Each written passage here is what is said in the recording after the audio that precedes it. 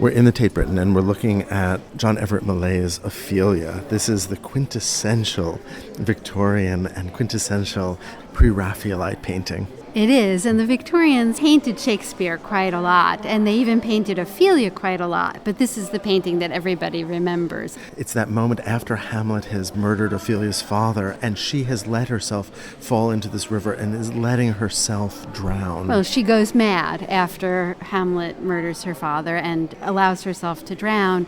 And Shakespeare describes the place where that happens, and he describes the flowers and the willow tree. And Millais picks up on that interest in the botanical setting and expands on it. Well, the botanical specificity. This is an artist who's really taking Ruskin seriously. Ruskin advised artists to go to nature with singleness of heart, rejecting nothing, selecting nothing, and scorning nothing. That is, that nature itself has a kind of spiritual power, and who are artists to mess with God's work? That's right, but that was the academic tradition, to take from nature and improve on it and to idealize it. That was what, in fact, Reynolds had advised. That's the foundation of the academic tradition. And so Millais is completely rejecting that. He's going into nature, and he is trying to be as true to what he sees as possible. It's interesting because when we think of painting plein air, that is, when we think of painting outside, we often think of late 19th century French painting. We think of the Impressionists, but of course the Pre-Raphaelites in England were taking this seriously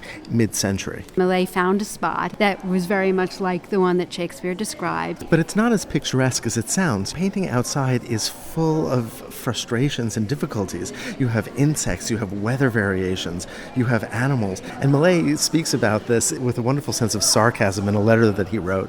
Millais wrote, "I am threatened with a notice to appear before a magistrate for trespassing in a field and destroying the hay. I am also in danger of being blown by the wind into the water and becoming intimate with the feelings of Ophelia when that lady sank to muddy death." This is the funniest part, I think. "There are two swans who not a little add to my misery by persisting in watching me from the exact spot I wish to paint. My sudden perilous evolutions on the extreme bank to persuade them to evacuate their position have the effect of entirely deranging my temper, my pictures, brushes, and palette. Certainly, the painting of a picture under such circumstances would be a greater punishment to a murderer than a hanging." So we have Millais really clearly at the end of his rope trying to paint this image. Yeah. The Pre-Raphaelites often show us images of solitary women expressing feelings of longing and frustration and, in this case, madness. The model for this is the woman who would become Rossetti's wife and who was his model and muse, Elizabeth Siddal. And she apparently posed for him in a bathtub that they kept warm with some candles underneath, although she did get sick because the water did eventually get cold. I know he was quite proud of the dress that he had bought for her to wear, which was already an antique that was embroidered heavily with silver and is beautifully rendered here as it floats and almost becomes like the water weeds that we see around. In fact, this painting was really praised in its day for being perhaps the most faithful to nature in terms of its botanical accuracy. And we can see clearly not only a large willow tree that has fallen and then has regrown, and it's actually wonderful to look at the way that those upturned roots mimic the pose of Ophelia's arms.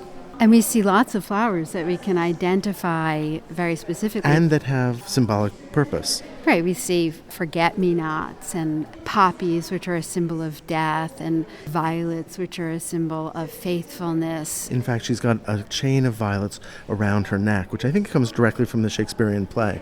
So the symbolic meaning of all of the flowers would have been understood by the Victorian public. And interestingly, it links all the way back to Shakespeare, who, as you said, is very specific as well about some of the flowers that are mentioned. So Ophelia floats with her palms upturned. She's not dead yet. Her eyes are open and she seems to be floating down the river.